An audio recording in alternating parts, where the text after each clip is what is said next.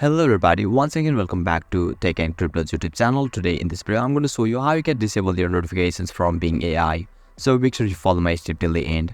First thing first, I assume that you already have an account on Bing AI app and already logged in, and now right after that you will be able to see the interface or dashboard of the Bing AI apps on the screen, where you can see the profile icon at the top left corner. Just tap over there and another section pops out where you can see the notifications option.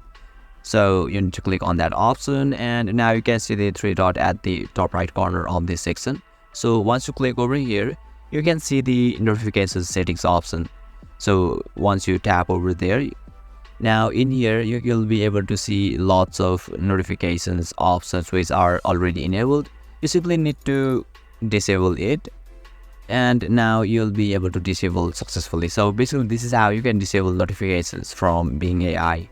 And if you still encounter any issue during this process, feel free to leave a comment and I'll be happy to assist you.